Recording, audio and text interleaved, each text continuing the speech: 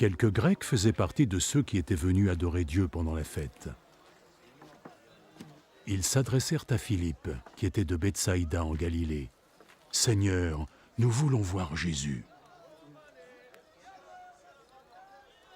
Philippe alla le dire à André. Puis tous deux, ils allèrent le dire à Jésus.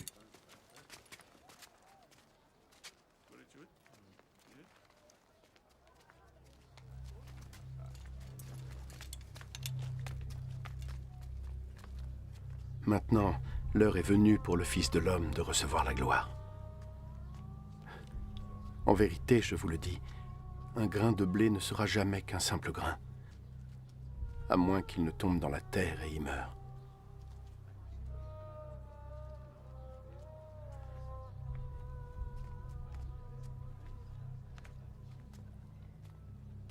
Et quand il meurt, il produit alors beaucoup de graines. Ceux qui chérissent leur propre vie la perdront. Mais ceux qui refusent leur vie dans ce monde la garderont pour la vie éternelle.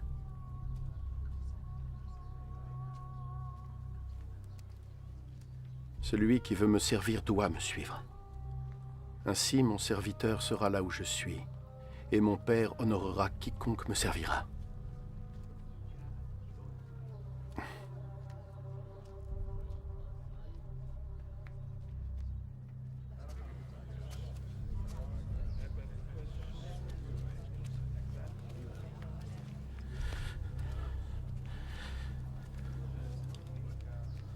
Maintenant, mon âme est troublée. Que dois-je dire?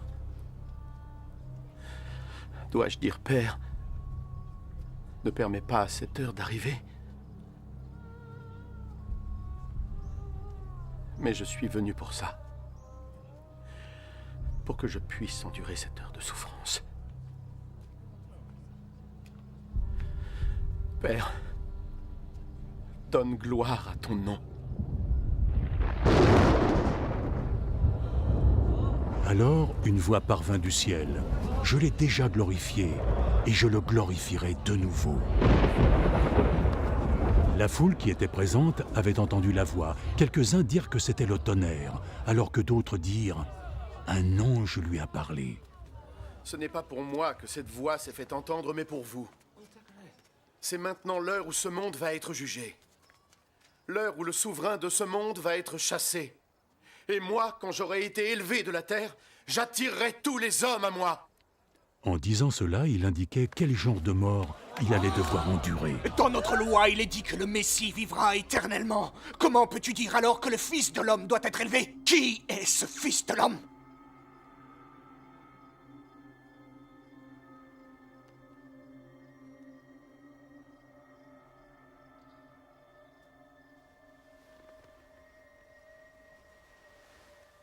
La lumière sera parmi vous pour un peu de temps.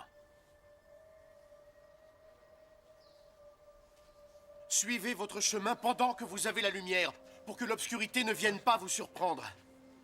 Car celui qui marche dans l'obscurité ne sait pas où il va.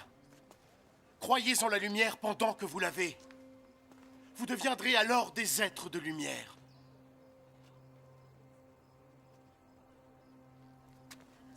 Après avoir parlé ainsi, Jésus s'en alla et se cacha loin d'eux.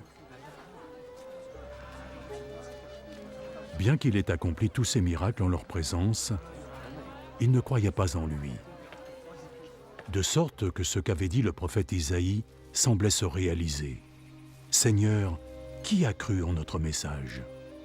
À qui le Seigneur a-t-il révélé son pouvoir ?» Ils n'étaient donc pas capables de croire parce qu'Ésaïe l'a dit aussi. Dieu les a rendus aveugles et il a fermé leur esprit, afin que leurs yeux ne voient pas et que leur esprit ne comprenne pas.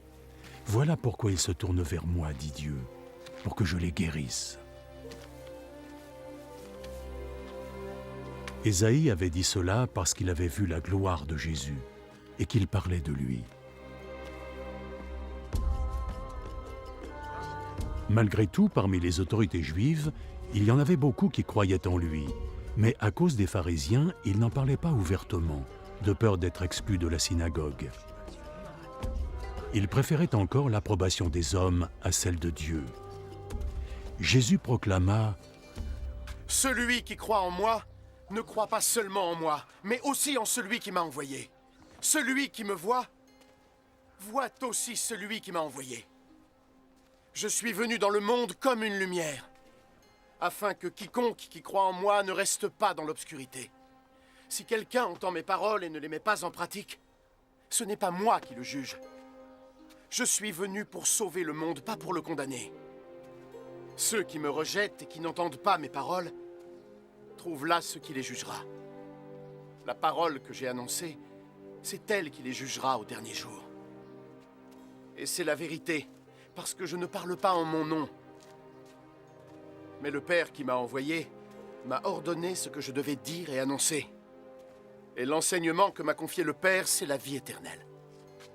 Donc ce que je dis est ce que le Père m'a dit de dire.